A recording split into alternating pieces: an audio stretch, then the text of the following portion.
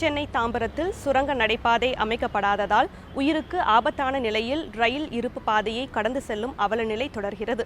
உயிரை கையில் பிடித்தபடி இருப்பு பாதையை கடந்து செல்லும் நிலைக்கும் மாணவர்களும் பொதுமக்களும் மற்றும் முதியவர்களும் தள்ளப்பட்டுள்ளனர். அதை பற்றி ஒரு செய்தி தொகுப்பை தற்போது காணலாம்.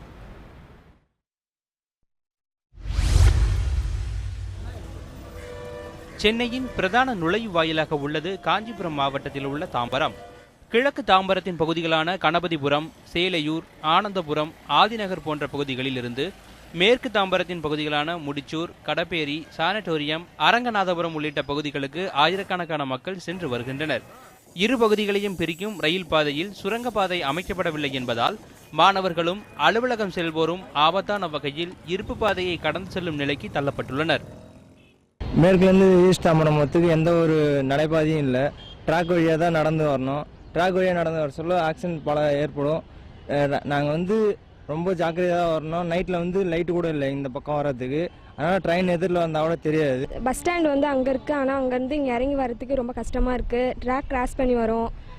இது கொஞ்சம் யூஸ்ஃபுல்லாக ஏதாச்சும் பண்ணால் கொஞ்சம் நல்லாயிருக்கும். காலை மற்றும் மாலை நேரங்களில் அவசரமாக இருப்பு பாதையை கடந்து செல்பவர்கள் விபத்துகளில் சிக்கி உயிரிழக்கும் நிலையும் தொடர்கதையாகி வருகிறது. தாம்பரம் கிழக்கு மற்றும் மேற்கு பகுதிகளை இணைக்கும் வகையில் ரயில்வே நடைபாதை இருந்தபோதும் தாம்பரத்திற்கும் பேருந்து நிலையத்திற்கும் அதிக தொலைவு நடக்க வேண்டியுள்ளதால் வேறு வழியின்றி தண்டவாளத்தை கடந்து செல்வதாக கூறுகின்றனர் பொதுமக்கள். எல்லாருமே மேம்பாலத்தை யூஸ் பண்ண முடியாது எல்லா டைம்லயும். எங்களுக்கு அதனால ரொம்ப சிரமமா இருக்குது. எங்களுக்கு நடந்து போறதுக்கு கிழக்கு தாம்பரத்துலேருந்து மேற்கு தாம்பரத்துக்கு நடந்து போறதுக்கு தனியா ஒரு சுரங்க நடைபாதை எங்களுக்கு ஏற்படுத்தி தரணும். வெளியூர்ல இருந்து வர்ற வயதானவர்கள், பிள்ளைகள், குழந்தைகள், பெண்கள், ஆண்கள் எல்லாம் அனைத்துமே மிகவும் சிறப்பட்டிருக்காங்க.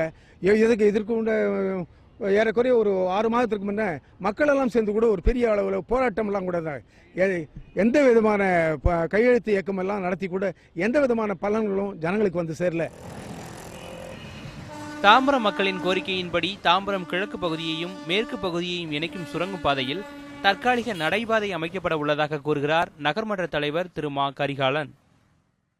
தற்காலிகமாக லெவல் கிராசிங் பண்றவங்க சப்வேக்குள்ள பாதுகாப்பாக வாகனங்கள் வந்தால் கூட இவர்கள் பாதுகாப்பாக செல்லக்கூடிய வகையிலே அமைக்கலாம் என்ற ஒரு திட்டமிடப்பட்டு அதற்கு ரயில்வே துறையிடமிருந்தும் போக்குவரத்து துறையிடமிருந்தும் மாவட்ட ஆட்சித்தலைவரிடத்திலும் முறையான அனுமதியை பெற்று அந்த பணியை இப்பொழுது தாம்பரம் நகராட்சி தொடங்கவிருக்கிறது. இன்னும் ஒரு மாத காலத்துக்குள்ளாக அந்த பணி நிறைவடைந்துவிடும்.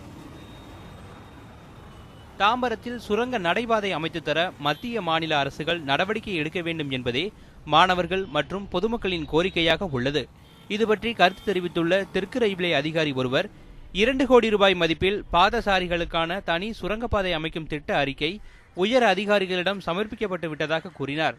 ரயில்வே நிதி அறிக்கையில் அறிவிக்கப்பட்டால் அதற்கான பணிகள் தொடங்கும் என்றும் அவர் தெரிவித்துள்ளார். உதயகுமார், நியூஸ் 7 தமிழ், தாம்பரம்.